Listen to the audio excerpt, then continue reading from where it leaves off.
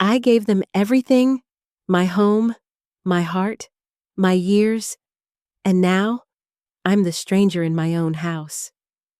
The kettle whistled softly in the kitchen, its lonely sound echoing through the quiet house. I turned off the flame, poured the tea, and placed 2 cups on the table, one for me and one for the memory of my late husband. For years, this house had been filled with laughter, the patter of little feet, the smell of parathas on Sunday mornings. Now, silence felt like an unwanted guest that refused to leave. I'm Amina, 67 years old, and this house, my husband's hard-earned legacy, was supposed to be my comfort in old age. Instead, it had become my burden. When my son Arif and his wife Sana moved in 4 years ago, I didn't hesitate. Arif had just lost his job, and Sana was pregnant with their first child. I remember the night they came. Arif stood by the door, hesitant, ashamed. Ami, bas kuch dino ki baat hai? He'd said. Just for a few days, Ami. But a few days quietly stretched into 4 long years. At first, I was happy. The house came alive again. Baby cries, TV noise, the smell of cooking. I felt useful, loved, needed. But slowly, little things began to change. Sana took over the kitchen, rearranged my cupboards, even replaced my favorite teapot. I told myself it was fine. She's young. Let her make it her own. Then, she began to change my son too. Ami, Sana doesn't like when you sit in our room without knocking. Ami, please don't tell her how to raise the baby. Ami, we'll handle the bills next month. You don't need to worry. But they never did. I paid for everything. Electricity, water, food, even the baby's diapers. Quietly, without a word. After all, I was their mother. Isn't that what mothers do? Until one evening last week, something in me finally cracked. The argument started over something small. I had asked Sana to help me clean the storeroom. She looked up from her phone and said sharply, Ami, I'm tired. You always find something to complain about. I froze. I'd never heard her speak like that before. Later that night, Arif came home from work. I could hear them whispering in their room, her angry, him quiet. Then the door opened. Ami, he began softly. Sana feels uncomfortable here sometimes. Maybe it's time we find our own place. I looked up from my knitting. You mean you'll leave? He hesitated. No, I mean, maybe you could move to the smaller room. Sana wants the front one for the kids. For a moment, I couldn't breathe. My husband had built this house with his own hands. Every brick held his sweat, his dreams. And now, I was being asked to move aside. I didn't argue that night. I just nodded. But something in my heart began to die. The next morning, I quietly packed my husband's photo and my few old clothes into a small trunk. I sat by the window, staring at the fading sunlight, and thought about my life. How I had given up everything for them. That's when the decision formed in my heart. It wasn't anger, it was pain. It wasn't revenge, it was self-respect. The next day, when Arif left for work, I called Sana to the living room. She walked in lazily, scrolling on her phone. Yes, Ami? I looked straight into her eyes. Sana, I think it's time you and Arif find your own home now. You've both been here for free for 4 years. It's time to stand on your own feet. She froze. Her expression shifted. First disbelief, then anger. What did you just say? She whispered. You heard me, I replied softly. This house is small, and I'm old. I need peace now. Her voice rose like fire. No, we've lived here for free for 4 years, Ami. You never said a word. Now suddenly you want to throw us out? Her words hit like knives. For free. Was that all it had meant to her? These years of care, food, sleepless nights, love for her child? Just free living? I didn't speak. My silence seemed to enrage her even more. You can't just tell us to leave, she shouted. Where will we go? I looked down at my trembling hands. You'll find a place. Arif is working again. You're both young. You'll manage. For a long moment, she just stared at me, her eyes full of something between hate and fear. Then she stormed out, slamming the door so hard that my husband's photo fell from the shelf. The glass shattered on the floor. I bent down, picking up the broken frame with shaking fingers. My husband's smiling face stared back at me through the cracks. And that's when the tears finally came. That night, I couldn't sleep. I sat by the window, staring at the stars, whispering, "Did I do the right thing?" Somewhere deep inside, a quiet voice said, "Yes, Amina. For once you thought of yourself, but the house no longer felt like mine. It felt like a battlefield of love, duty, and silence. Sometimes, silence breaks louder than words, and that night, my son's silence broke my heart." When I woke up the next morning, the house was too quiet. No TV, no children's laughter, no sound of dishes clinking in the kitchen. For a moment, I thought maybe they had gone out early. But then I saw the half-packed suitcase in the hallway. My heart sank. A few minutes later, I heard the front door open.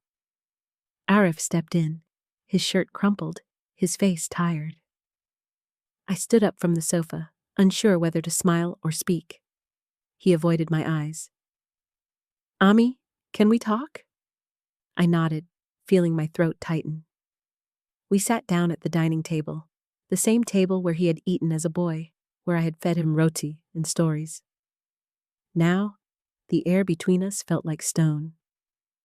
"Sana told me everything," he began, his voice low. "You asked us to leave?" I tried to explain gently. "Beta, it's not like that. I just thought maybe it's time you both had your own space. You're working again, mashallah, and—" "Ami!" he interrupted, frustrated. "You know rent is expensive. You think I can just find a place overnight?" His tone wasn't angry, just wounded, the way a son sounds when his love collides with his duty. I took a deep breath. "Arif, I've been quiet for 4 years. I paid every bill, every grocery, without a word. I didn't mind, because you're my son. But now, I need peace. Sana doesn't want me here, and I can feel it every day." He rubbed his face, exhaling. "She's not like you think. She's just stressed. You two never got along." I smiled sadly. "I tried, Beta. You know I did." For a long moment, neither of us spoke. The ticking clock filled the silence. Then he said quietly, "Please, give us some time. Just a few more months." Something in me softened. I couldn't bear to see the worry in his eyes. He was still that little boy who'd hold my dupatta and say, "Don't cry, Ami." "All right," I whispered. "A few months." He looked relieved, but as he walked away, I saw a shadow in his eyes. Something had changed forever. That evening, Sana didn't speak to me. She walked around the house like I was invisible, slamming cupboards, muttering under her breath. Even little Hassan, my grandson, seemed confused. He ran to me with his toy car, but she quickly pulled him back. "Come, baby, let Nani rest," she said curtly. Rest? I hadn't rested in years. For days after that, the house turned cold. They ate separately, cooked separately, even watched TV in their room. I'd sit alone in the veranda, sipping tea, pretending the silence didn't hurt. But it did. Every wall seemed to whisper, "You don't belong here anymore." One afternoon, my old friend Razia came to visit. The moment she saw my face, she frowned. "Amina, you look pale. Kya hua?" I forced a smile. "Bas, thodi tension hai ghar ki." She sighed. "You let them stay too long, didn't you?" I nodded weakly. They were struggling? How could I turn them away? Struggle never ends, Mirijan, Razia said gently. But self-respect ends the moment you stop drawing lines. You're not being cruel, Amina. You're being fair. Her words settled deep inside me, like medicine that burns before it heals. That night, I sat by the window again, clutching my husband's photo. You'd know what to do, I whispered. You'd make them understand. And as if answering me, a quiet strength rose in my chest. Maybe I had been too soft. Maybe loving them meant also teaching them to stand on their own. The next morning, I made parathas, the kind Arif loved as a child. The smell filled the house, warm and familiar. I hoped maybe it would ease the tension. When Arif came out, I smiled. Breakfast is ready? He sat down hesitantly, avoiding my eyes. Sana didn't join. Where's Sana? I asked. He sighed. She's packing. She wants to go stay with her mother for a few days. My heart twisted. Because of me? He didn't answer. I didn't mean to push her away, Arif, I said softly. I just want peace. I want you both to live with dignity, not like tenants, not like strangers. He looked at me for a long moment. Then, to my surprise, he reached out and took my hand. I know, Ami. I know you've done everything for us. Maybe I just forgot to thank you. Tears stung my eyes. For a fleeting second, everything felt right again. But peace, I learned, doesn't last long in a house built on silence. That evening, after he left for work, I walked into their room to return Hassan's toy. The room was messy, half-packed bags, clothes thrown around. On the bed lay an envelope. Curious, I opened it. Inside were 2 rental brochures, both marked with circles. They were already looking for a new house. I stood there, frozen. A strange ache filled my chest. Not anger, not relief, just emptiness. They were leaving. For real this time. And though this was what I'd asked for, my heart whispered, "You're going to lose your son." That night, I couldn't eat. I sat in the veranda, watching the lights of the neighborhood flicker. Somewhere, a mother was laughing with her children. Somewhere, another house was alive. Mine was preparing to be empty again. When Arif came home late, he saw the light on. Ami, you're still awake? I smiled faintly. Couldn't sleep. I saw the brochures. He looked guilty. I was going to tell you. Sana found a place near her mother's. Small, but nice. I nodded. That's good. You should go, Beta. He frowned. You're not upset? I forced a smile. Upset? No. I just hope you visit sometimes. He came closer, hugged me tightly, and whispered, I'll never leave you, Ami. But deep down, I knew. Once he walked out of this door, he might never truly come back. The first morning without them felt unreal. No sound of doors opening, no clinking of dishes, no tiny footsteps racing down the hallway. Only the ceiling fan hummed, its slow rhythm echoing through the stillness of my house. My house, that suddenly felt too large for one heart. I walked through the rooms like a stranger, touching the walls, the empty beds, the toys Hassan had forgotten. His little car still lay beneath the sofa, its red paint scratched from years of play. I held it in my hands and smiled sadly. He'll outgrow this soon, I thought, but I'll never outgrow missing him. The kitchen was hardest to face. Every corner carried a memory. Sana cooking while humming tunelessly, Arif sneaking a taste of curry before dinner. I stood there for a long time, tracing the burn marks on the counter, the stains on the wall. They had annoyed me once. Now they felt sacred, proof that I'd once been surrounded by life. I made myself a cup of tea, only 1 cup now.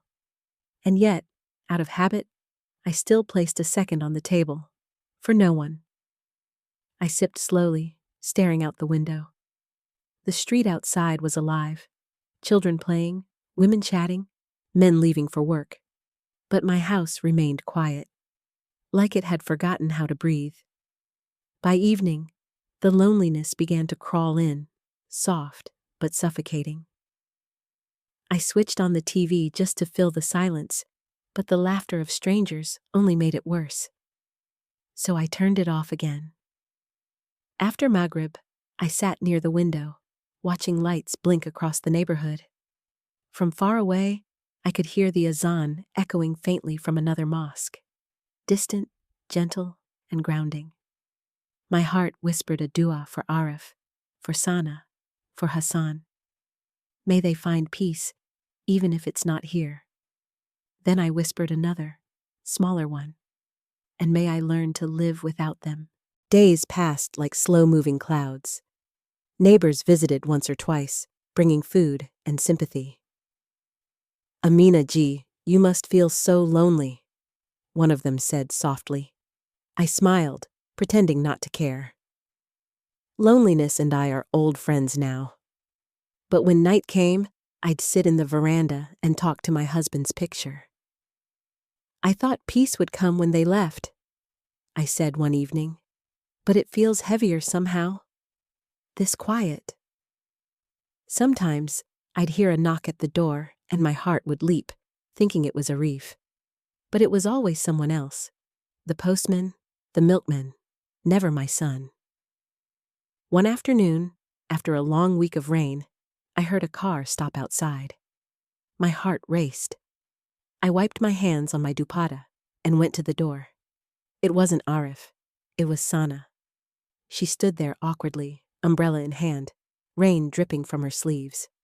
Behind her, Hassan peeked shyly from under her shawl. Assalamu alaikum, Ami, she said, voice hesitant. Wa alaikum assalam, I managed, unsure how to feel. Happiness? Pain? Relief? Arif had some work near here, she said quickly. He asked me to drop Hassan for a while, just for a few hours. I knelt down, smiling at my grandson. Come here, Mary John. He ran into my arms like he always did, his small hands warm against my cheeks. Nani, missed you. That one sentence, missed you, was enough to fill all the emptiness in my chest. We spent the afternoon playing, reading stories, laughing. For the first time in weeks, my house felt alive again. But when Sana came to pick him up, her face was distant again. Thank you, she said flatly. I nodded. You don't have to thank me. He's my grandson. As she turned to leave, I couldn't stop myself. Sana? I called softly. She hesitated. I never wanted to hurt you, I said. I just wanted some peace, for all of us. For a moment, something flickered in her eyes. Maybe guilt, maybe regret. But she simply said, I know, and walked away. That night, I couldn't sleep. I lay awake, thinking of that brief softness in her voice. Maybe deep down, she wasn't cruel, just lost, just defensive. Maybe she too had felt unloved in her own way. People often hurt others, not because they hate them, but because they don't know how to love without fear. Weeks later, Arif came alone. He looked thinner, tired. Ami, he said quietly. Sana and I are arguing a lot lately. She says she's unhappy. I sighed deeply. Marriage isn't easy, Beta, but it's not a battlefield either. He smiled sadly. You always know what to say. I placed my hand on his. Maybe she just needs time, and you need to remind her that love isn't control. He nodded. I'll try. When he left, I prayed longer that night, not for them to come back, but for their hearts to find each other again. Because love that's built on guilt never lasts. Only love built on understanding does. One evening, months later, I received a call. It was Arif. His voice trembled. Ami, can we come home for a few days? I froze. Everything okay? He paused. Not really, but we'll talk when we come. After I hung up, I looked around my empty house, the same rooms that once felt too quiet, and realized I was smiling. Not because they were coming back out of need, but because maybe, this time, they were coming back out of love. When they arrived 2 days later, Sana's eyes were swollen from crying. Hassan ran to me instantly. I didn't ask questions. I simply opened my arms. Sometimes forgiveness doesn't need words, it just needs an open door. That night, after everyone slept, I stood in the veranda again. The wind was soft. The air smelled of rain. I looked up at the stars and whispered, maybe peace isn't silence after all. Maybe peace is the sound of hearts finding their way back. When Arif and Sana came back, I told myself not to hope too much. I'd learned the danger of expectations. They always came wearing smiles and left carrying heartbreak. Still, when they entered, dragging 2 suitcases behind them, my heart fluttered like a candle revived by a small breeze. Sana's eyes were red, and she moved quietly, avoiding my gaze. Hassan ran straight to the living room, searching for his toys, his laughter echoing down the hall. The house seemed to wake up again. I served tea, 3 cups this time, like old times. We sat in silence, steam rising between us like ghosts of all the words we hadn't said. Finally, Arif broke the stillness. Ami, things haven't been good, he admitted, eyes down. Sana's been struggling. Her mother's been sick, and the rent, the expenses. It's too much. I nodded slowly. And your job? I'm working, but the company hasn't paid in 2 months, he said. We didn't know where else to go. There was no pride in his voice, just exhaustion. I could see how much he'd tried to hold everything together. My son had always carried the world quietly on his shoulders. You did right by coming home, I said gently. A house is still a house when its doors are open. He looked up, eyes glistening with relief. Sana didn't speak, but a tear slipped down her cheek. I pretended not to notice. Sometimes, kindness needs silence more than words. That night, I prepared dinner, dal, rice, and the chicken curry Arif loved. When I called everyone to eat, Hassan clapped his hands in excitement. Nani made chicken, he shouted. For a moment, even Sana smiled faintly. We ate together quietly. I watched her carefully, the way she served Arif first, the way her shoulders trembled as she tried to act normal. Something inside her was breaking, though she hid it well. After dinner, she helped me clean up. It was the first time in years we'd stood side by side in the kitchen without anger between us. The sound of the running tap, the clink of plates, the soft rustle of her bangles, all of it felt strangely peaceful. When she finally spoke, her voice was small. Ami, I know I said hurtful things before. I turned toward her, surprised. I was angry, she continued. Angry at myself, at Arif, at life. I took it out on you. I'm sorry. For a moment, I couldn't speak. The apology came so unexpectedly that it made my throat ache. I placed my hand over hers. You're not the first to make mistakes, Sana. I've made many too. But families, they only survive when forgiveness is stronger than pride. She looked at me with watery eyes. Thank you. I smiled softly. Let's forget the past. Start again. And just like that, years of tension melted quietly between us, not with loud apologies, but with shared tears and clean dishes. The next few weeks brought a calm I hadn't known in years. Sana began helping around the house. She'd wake early, make breakfast, even ask me for recipes. Sometimes we'd sit together and have tea, talking about Hassan's school or the price of groceries. Arif seemed lighter too, seeing peace return between the 2 women he loved most. One evening, while watering the plants, he said, You know, Ami, this house feels alive again. I smiled. It's always been alive, Beta. It just needed laughter again. He nodded thoughtfully. I used to think happiness was about big things, money, success. But now, it's just being able to come home and breathe. I placed my hand on his shoulder. You're learning what your father knew early. Peace doesn't come from what you earn. It comes from what you keep safe. But peace, I've learned, is fragile. It only takes one secret to crack it open again. A month later, I began noticing something odd. Sana looked tired all the time. Dark circles under her eyes, trembling hands, lost in thought. When I asked, she brushed it off. Just not sleeping well, Ami. But one night, when I went to the kitchen for water, I saw her sitting on the floor, crying quietly. Her phone lay beside her, the screen glowing with a message. I couldn't help but glance. We'll need to talk about the loan repayment soon. My heart sank. The next morning, I asked Arif casually, Everything all right with money, Beta?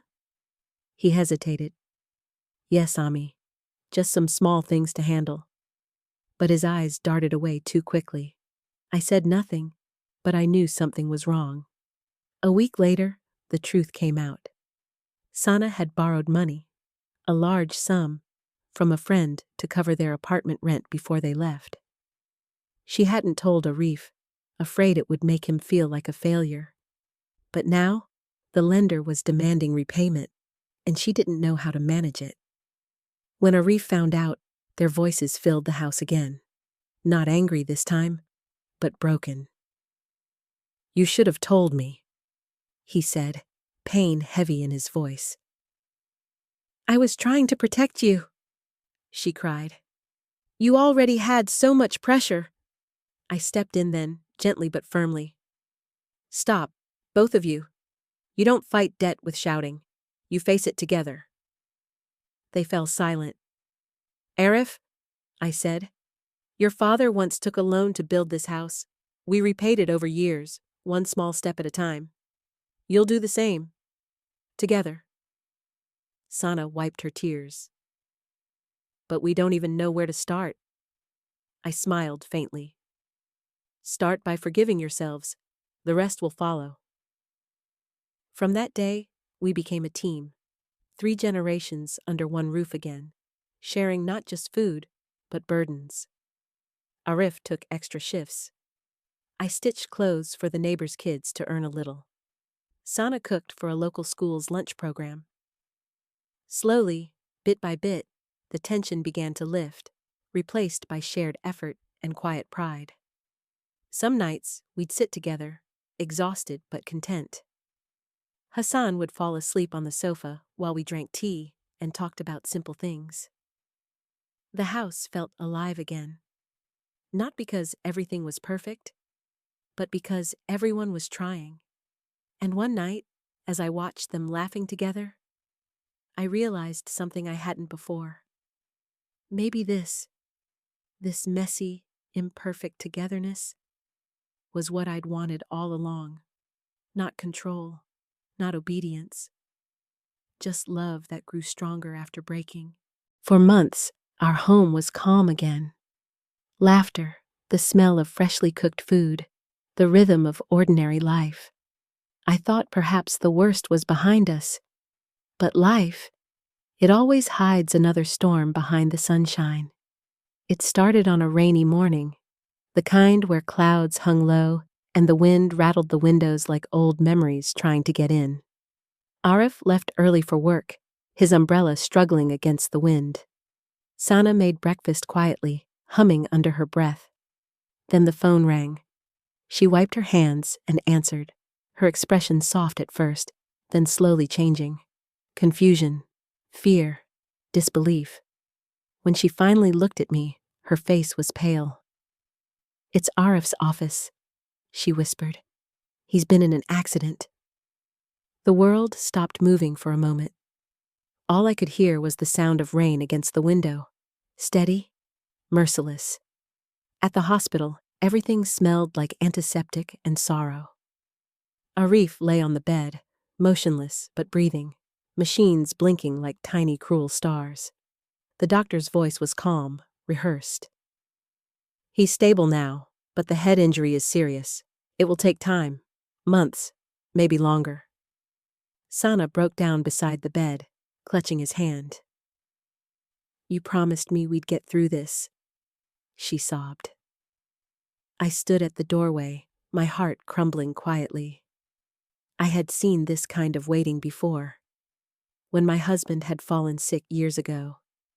The endless nights of prayer, the hollow mornings of hope. I whispered softly, he will wake, Sana. He must. The days blurred together. Hospitals have a way of stealing time. You stop counting days, you only count heartbeats. Sana hardly slept. I would bring her food she barely touched. Hassan stayed with our neighbor, confused and scared. Every night, I'd sit by Arif's bed, talking to him like he was still listening. Beta, remember the first time you brought Sana home? I'd whisper. You were trembling like a leaf. I teased you, said you looked more nervous than a groom on his wedding day.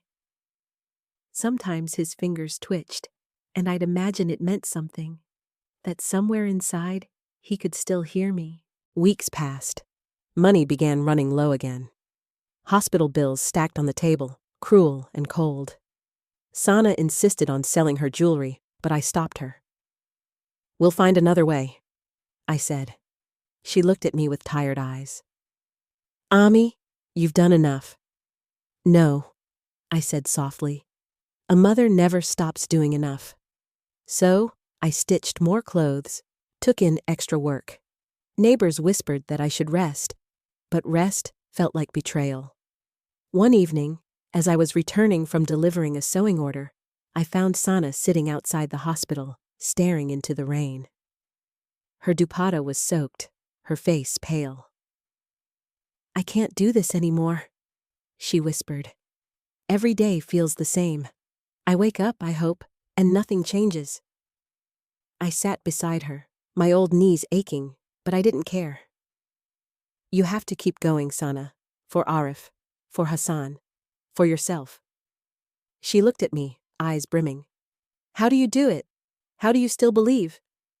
I smiled faintly. Because I've lost before, and I learned that faith isn't about getting what you want. It's about holding on even when you don't. And then, one morning, a miracle. Small, fragile, but real. Arif's fingers moved, not a twitch this time. A real, slow movement. The nurse called for the doctor. Sana froze, her breath caught in her throat. His eyes opened, tired, unfocused, but open. Ami, he murmured weakly. Sana burst into tears, clutching his hand to her heart. I felt my knees give way, but I was smiling through my tears. You came back, Beta, I whispered. You really came back. Recovery was slow, painful, but every step felt like a blessing. When he finally came home, the house was decorated with simple flowers Hassan had picked from the garden. Sana cooked his favorite food. We laughed, cried, and thanked every star in the sky that he was alive. For a while, everything felt perfect again. But life has a cruel way of testing gratitude. One evening, as we were eating dinner, there was a knock at the door. A man in a gray suit stood outside, polite but firm. Mrs. Arif? He asked. I'm here regarding the loan repayment. Sana froze. We've been paying. Not enough, he interrupted. You've missed 3 months of payments. We'll have to take legal action if this continues. Arif looked at her, confused. What is he talking about? Sana's face turned pale. I couldn't pay when you were in the hospital. I tried to manage. Arif's expression hardened, not with anger, but with something deeper. Disappointment. You should have told me, he said quietly. Tears filled her eyes. I thought I could fix it before you knew. I stepped in, my voice calm. No shouting. Not again. I turned to the man. Give us 1 more month, please. He hesitated, then nodded curtly. 1 month. After that, it goes to court. When he left, the silence was heavy. Arif put his head in his hands. I'm tired, Ami. He whispered. Every time I think we're free, life pulls us back down. I placed a hand on his shoulder. Life isn't punishing you, Beta. It's teaching you to endure. Sana wiped her tears. We'll fix this, I promise. And for a while, it seemed possible. They worked tirelessly, paying bit by bit. But deep down, I could feel something breaking, not in the walls of our house, but in their hearts. They were exhausted, holding each other up with shaking hands. One night, as I watched them sleep, I whispered a prayer to the ceiling. Ya Allah, if pain is the price of love, then give me their share too. Let them rest. Because a mother's heart never stops bargaining. Not with people, not even with fate. The morning began like any other. Sunlight spilling through the thin curtains, the smell of chai and toast drifting through the house. But there was something different in the air that day. A kind of stillness that felt too heavy to be ordinary. I woke before everyone else, as always. My knees ached, but I didn't mind. Old bones learned to live with their pain. I made breakfast quietly. Tea for Arif, porridge for Hassan, and parathas for Sana. The house felt alive again, and yet I couldn't shake the feeling that something was coming. Something final. Arif joined me in the kitchen, smiling. Ami, doctor said I can go back to work next week. I smiled back. That's wonderful, Beta. You've worked hard for this day. Sana came in with Hassan, her face bright for the first time in weeks. He's been drawing again, Ami, she said proudly, handing me a piece of paper. It was a picture, our little family, all smiling, standing in front of the house. He had written at the top in crooked letters, My happy home. I felt tears sting my eyes. It's beautiful, I whispered, running my fingers over the crayon lines. And in that small, innocent picture, I saw everything we had fought for. The home, the love, the second chances. Later that afternoon, I went to the small garden behind the house, the same one my husband had planted years ago. The roses were in full bloom, the jasmine scenting the air. I sat on the old bench and closed my eyes. For the first time in years, I felt at peace. No anger, no fear, just gratitude. I whispered softly, Thank you, Allah, for giving me more time than I deserved. As evening fell, the family gathered for dinner. We laughed, told stories, shared food, and even sang a little song Hassan had learned at school. It was one of those nights where the world felt kind again, where you almost believed the pain had been worth it. After dinner, I told them, I'll rest early tonight. You all sit for a while. They nodded, smiling, unaware that my body already felt too heavy, my breath a little shorter than usual. I went to my room, lay down, and looked at the family photo on my bedside table. It was old, my husband holding Arif as a baby, me standing beside them. I smiled at it one last time. Somewhere between one breath and the next, I must have fallen asleep, and for the first time in years, I dreamed of him, my husband. He stood by the garden gate, smiling softly.